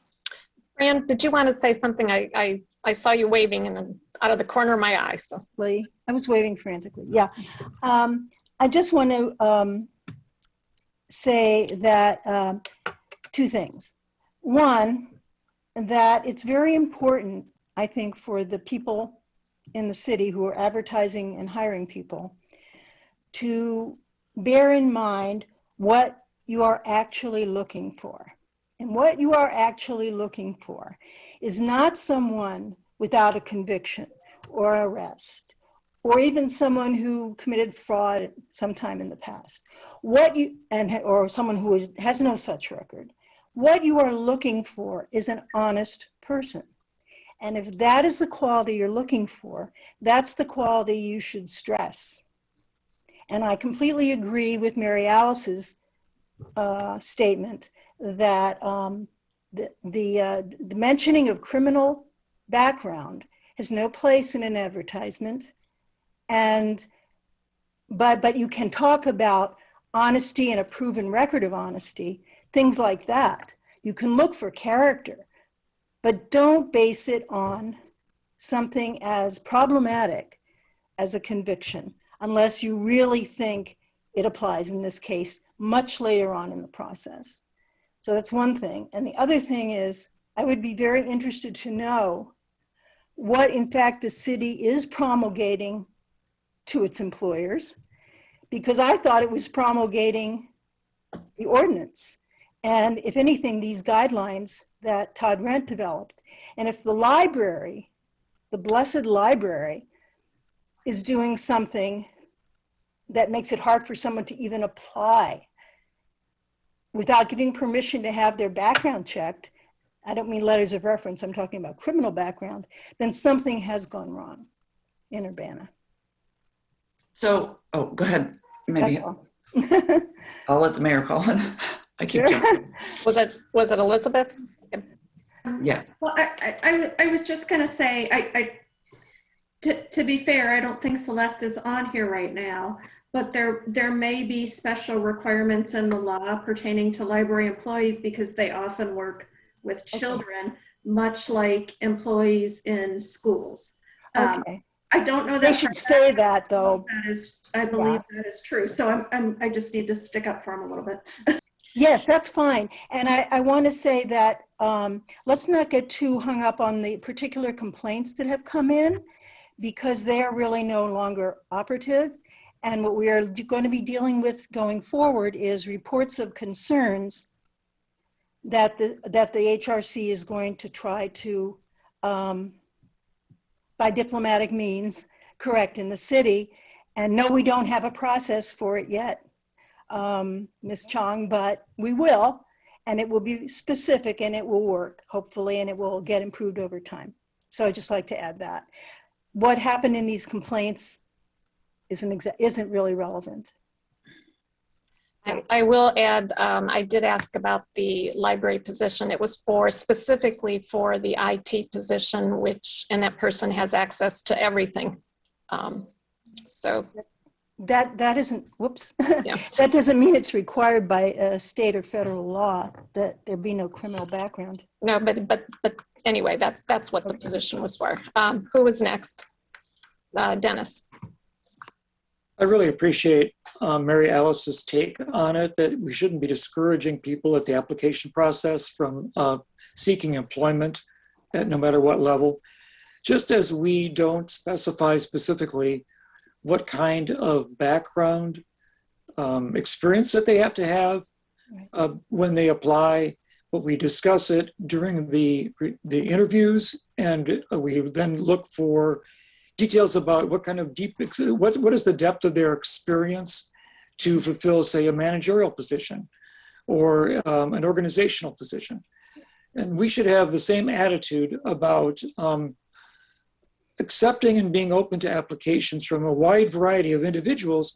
And then if their position happens to have a very particular sensitivity, we can go into that discussion during the interview process, or if it's requiring character references to support the application, one can say, well, we're looking for a certain kind of character reference, a certain kind of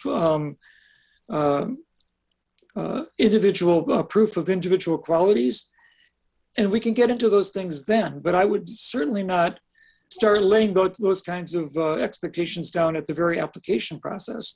And you know that a lot of people apply for jobs that they're not really qualified for, but they're having the experience of having interviews, or they're just trying to get a job. And they're being, we shouldn't be discouraging people with the highest level of discernment at the very beginning of the process. That comes later. Any other council members wanting to weigh in? Eric.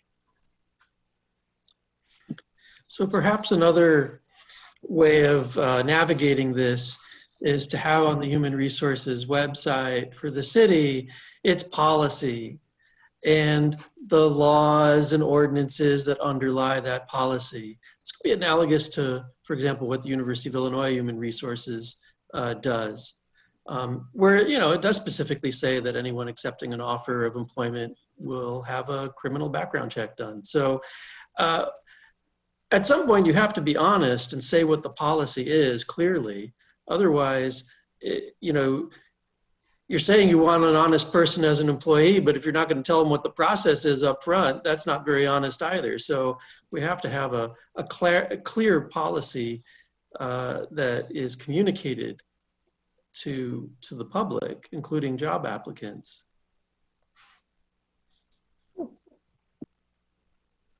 Any response? Carol, and then Bill Brown, had your hand up. Well, I just want people to be clear about what we have told employers. And this is explicitly what we've told employers, okay? That's what's in these rules.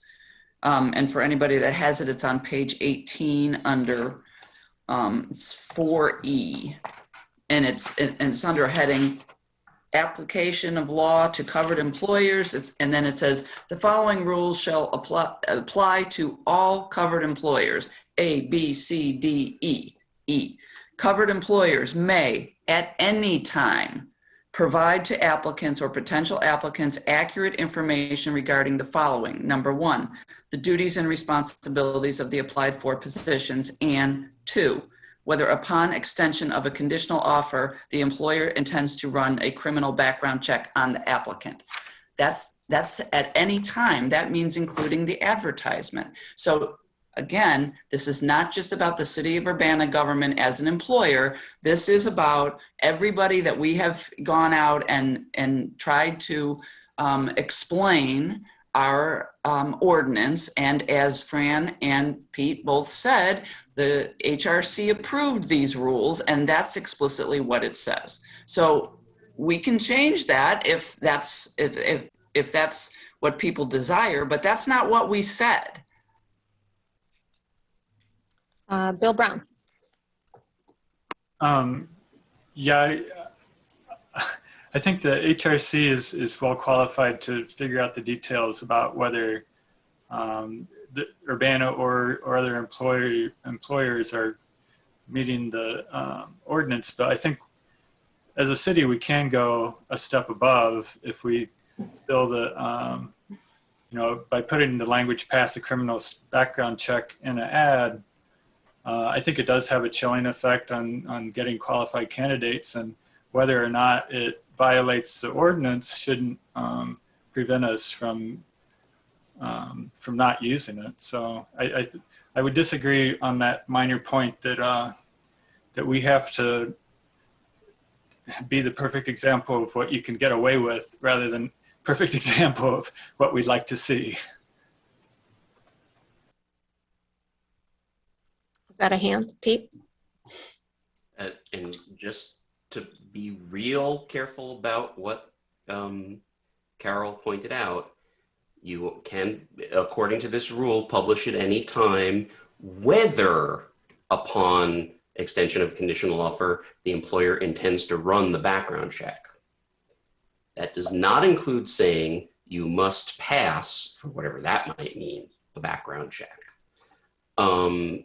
The other thing that I think it's worth pointing out to folks as you read through the guidance to employers is the comparison that's made with the Americans with Disabilities Act, because you can't discriminate on the basis of a disability.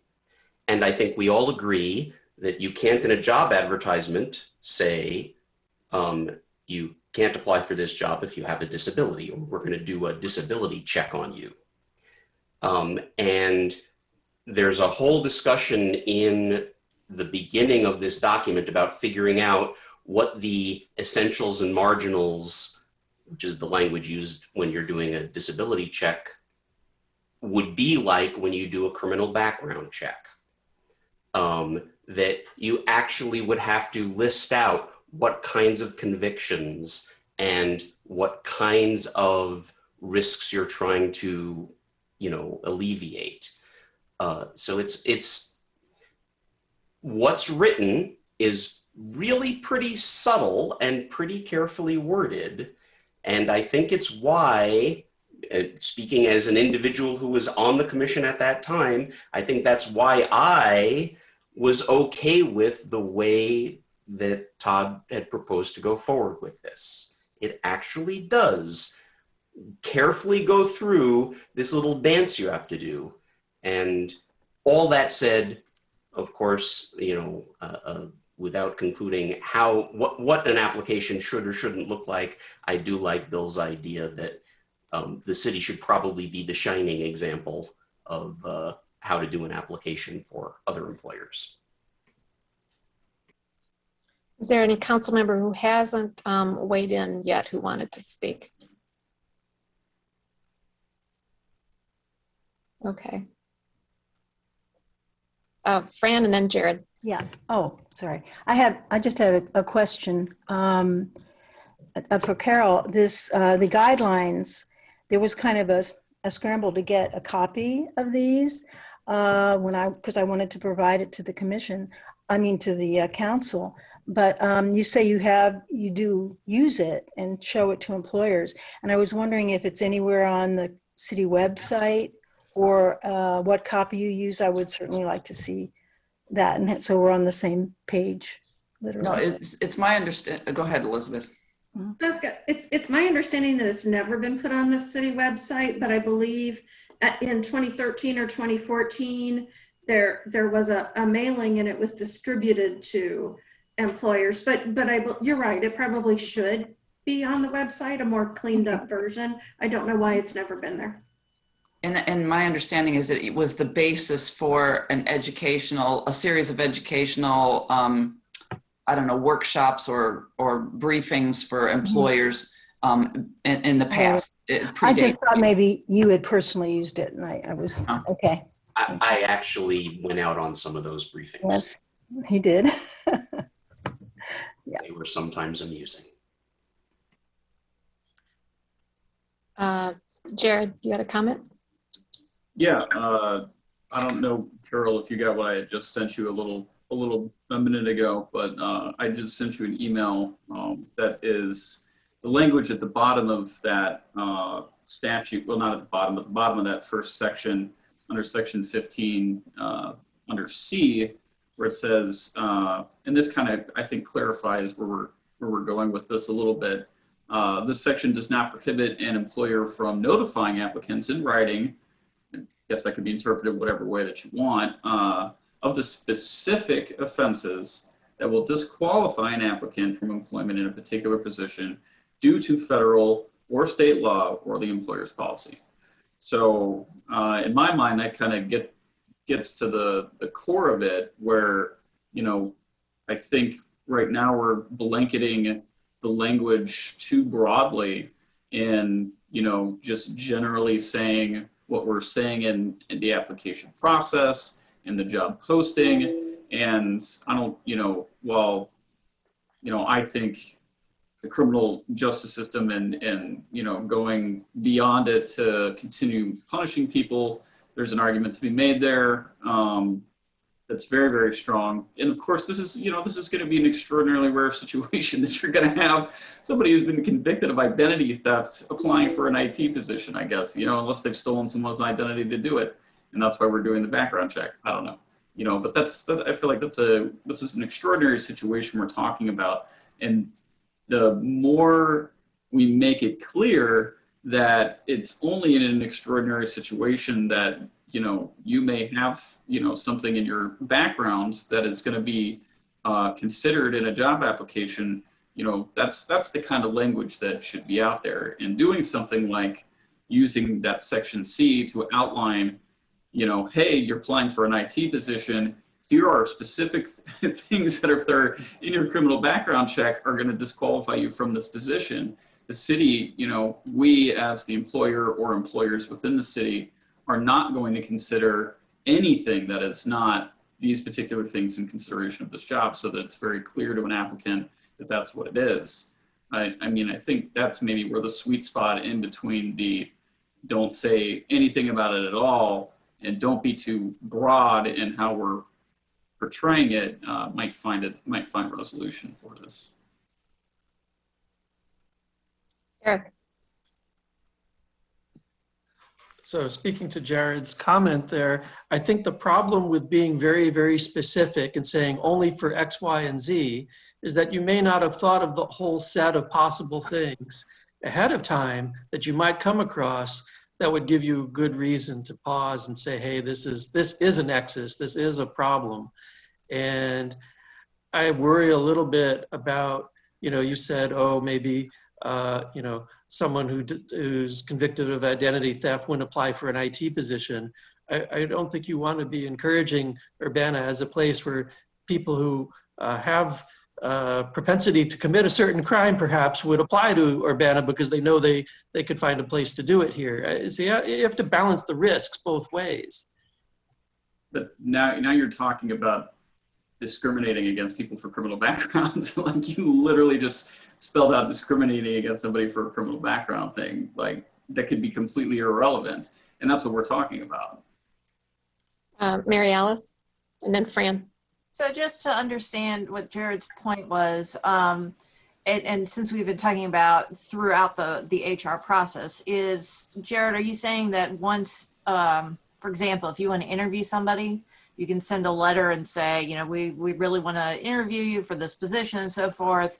Just so you know, this position does require you to have access to personal identifying information, and therefore, in some instances, a background check might cause for further discussion or something, some kind of like little narrative there that talks about how the job duties could potentially interact with some kind of conviction. But that would only be done at like the interview process. It wouldn't be done at the actual job ad. That's what I'm just trying to figure out. Where would that be in that process? Yeah, and I think that's what the state statute kind of makes pretty clear. I'm not even talking about our ordinance, because I think our ordinance is even more restrictive than any of this. So I'm trying to keep it to the baseline level that I think even applies, and I think that's the state statute, which is my reading, my interpretation, where in that part where it says that not to disclose, then I think that eliminates the application part. But then it says, if you've been selected for an interview or conditional offer has been made, then that would come up. That's where that disclosure happens that that I'm describing. And Eric, to your point about, this is again I get your point. It's the hypothetical problem of like, well, can we imagine all the hypotheticals that could possibly eliminate somebody from a job, and do we have to spell out every single one of those hypotheticals? No, I don't think that's what I'm getting at. But we can be more specific than just the general description of must pass a criminal background check in disclosing of that. I know Pete's got a thought about that, because I just saw him raise his hand. I think Fran wanted to weigh in. Well, a lot of good things have just been said by Mary Alice and Jared. But I'd like to say that you can say in a letter, the kind of letter that Mary Alice suggested, you can say something like, looking for things such as, you don't have to have a definitive list. And I agree, I want to emphasize it's very important not to get yourself in a position where you are relying on the presence or absence of a criminal record, a criminal conviction, as some kind of indicator of moral rectitude, because it isn't either necessary or sufficient and should not be used in that way. And that's what all of this legislation is about. And I think it's pretty clear that we should be very, very cautious in how we use it, so we start thinking of it in the same way we think about other protected classes, because it's just like them. That's all I have to say. Thanks. Pete, you're... Yeah, to respond to Eric, and this was a conversation we had with employers at the time. The situation you laid out, the hypothetical you laid out, is we've gone and looked at this person's resume and it's great. And we've gotten their letters of recommendation and they're fabulous. And the person's job history is unblemished. And yet they have this criminal conviction, and that's the disqualifying characteristic. And the answer is never happens. Because you're going to check, all sorts of things. And if the criminal conviction is literally the only thing on their record that is the problem, and yet they have all of these glowing recommendations, A, you probably should offer them the job and they should probably get it. And B, they're going to be in front of the commission anyway saying, I was perfect. They clearly discriminated on the basis of the criminal background check and therefore are violating the law. So I mean, we had to explain this multiple times to employers, but really this situation doesn't come up.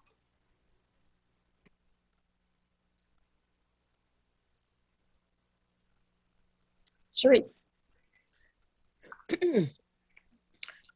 I've been listening to everybody, trying to digest all of this. I guess what I would like to know is that, can it be simply dealt with regarding how we determine a person's criminal background. I don't even like using the word criminal, but let's just because it could be something as small as shoplifting or whatever. But let's just say, by just saying, you know, application may require, and not will require, but may require that that we checked for a criminal record, or just changing the words regarding this position, not what you're not, you know, if you got popped for something when you were 16 and you're 36 and you're applying for a particular position, and that thing that you got popped for has nothing to do with the position that you are applying for, wouldn't it just be just the language that is used, could that ameliorate the situation as far as being between that rock and a hard place? Because that's what it seems.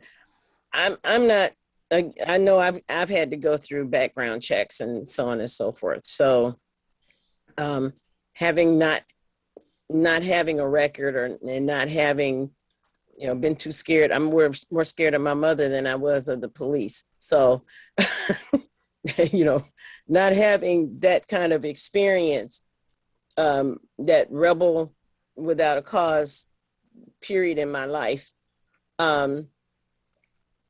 I wasn't worried about it. But there, you know, and that's not, and I'm not trying to say I'm perfect. I don't expect perfection from anybody. But maybe just changing the language to say may instead of will, or, you know, this particular job may, you know, for your information, you know, we may require at the end of the interview, before offer of employment or something like that. Would that change anything? Anybody? Jared? Yeah, Sharice, and I think you're exactly right that that language is extraordinarily important, and that's one of the things I was trying to get across with the, you know, and Pete's been trying to get across with the must pass language, and needing to, you know, use something, and, you know, it could be as simple as, you know, like in the slideshow, we have that list of city practices where it says background checks are required only when there is a statutory requirement and a significant nexus for the essential functions of the job. Even that I feel like strong, but even saying that, you know, when you get to that portion of, you know, the job is, you know, I think it's important to post it on the city website, you know, like in straight plain language, and as expansively as possible, how background checks are only considered in the context of the entire application, in the whole, you know, picture of a candidate. They will never be used as a discriminatory factor in hiring. They will, you know, only be used according to these practices, which have been approved, you know, by our HRC and so on and so forth. Yeah, but even using the word only, it to me, it puts you in a box, you know. Not necessarily have absolute language, but have gray area language, I guess, because a person that has been convicted or found, I mean, unless you are looking for that, for a position to be filled to keep other people from stealing your identity or something, you're not necessarily going to hire a person who does that for or did that in the past.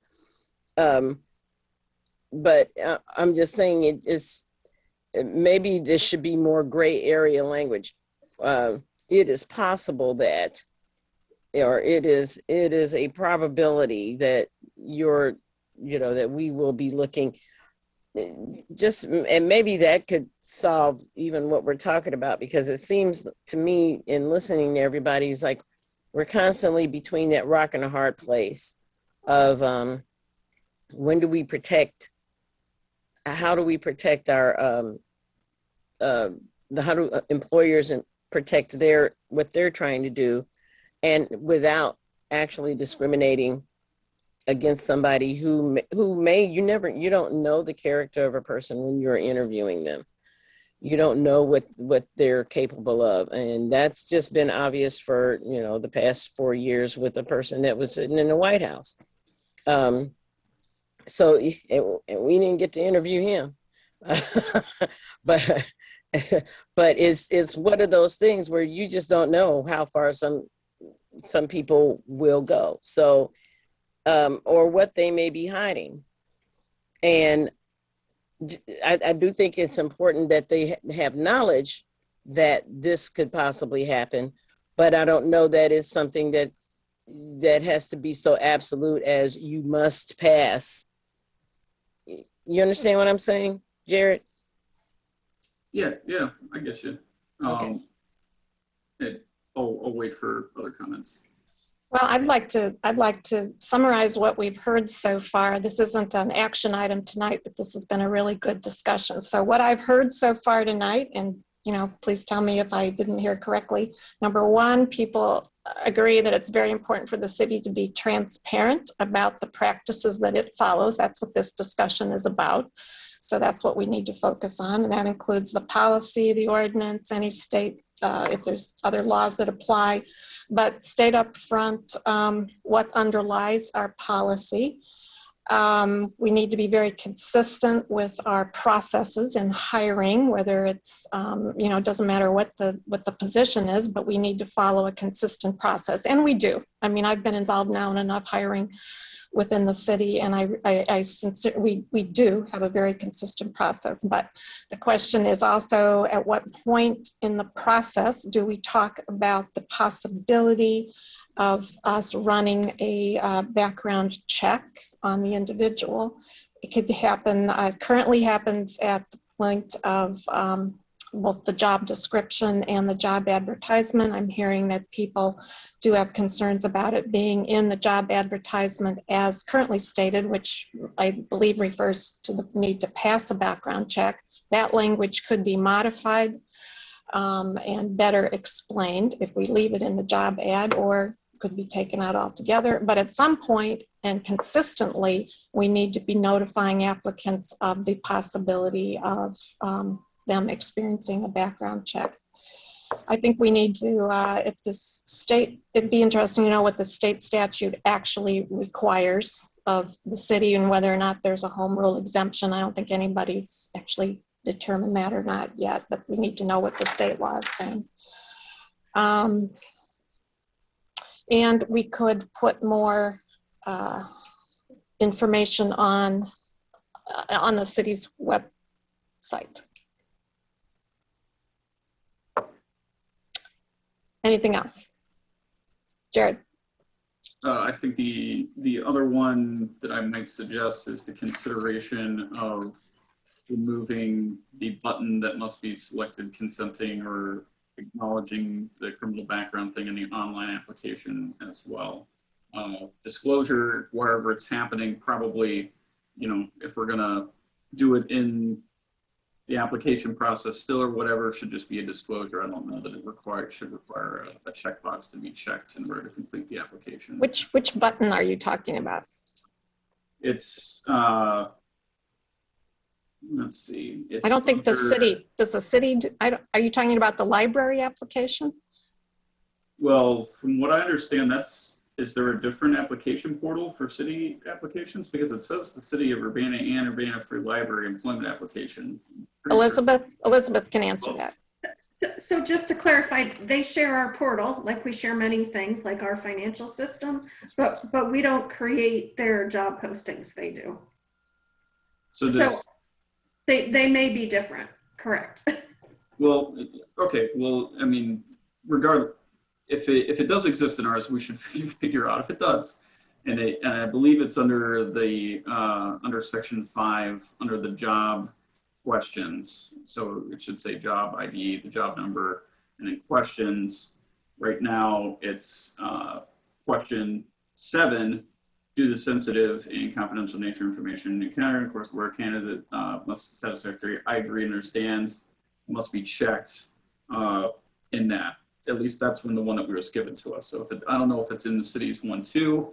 It looks like it would be in both, but if it's there, I'm just arguing that it should be a disclosure. Sure, if we're deciding that it should be there, but it should be a button you have to click to complete it. That's the only other one, but I think you got everything else that we've discussed that we need to like make some final determinations on, Dan.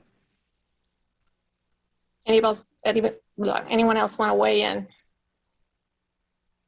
Fran? This isn't a correction to anything you wrote. I just feel compelled to say that I think the city should be very careful about seeking a home rule exemption to the state law. I think it should follow the state law, particularly Urbana, which prides itself in being enlightened and progressive, should not have a home rule exemption that makes it do the more regressive, less enlightened thing. That's just my editorial comment. Understood. I just like to know what the law actually says. So. Oh, of course. Well, yes, of course. Place to start. Any other comments? It's a pretty short statute. It's only like 3 paragraphs. It'll take you one scroll on a page to read through it, and I didn't see any home rule language in it when I read it. But I don't know, maybe there's a reference in there that I'm missing. Still working my way through the American Rescue Act, which is 700 pages plus. So. Well, that one will make for light reading then. Okie doke. All right. Well, this is a lot to digest. We'll go back and consider these things and come back. Thank you for the input. Thank you, Fran and Pete. We apologize for bumping you multiple times, but I think this was worth the discussion. Appreciate it very much. And the correspondence from the HRC, I hope to respond to either tomorrow or the next day. So be watching for that. And that will be related to an update on the search for the Human Rights and Equity Officer, which I'll also share with City Council when the letter's finished. So,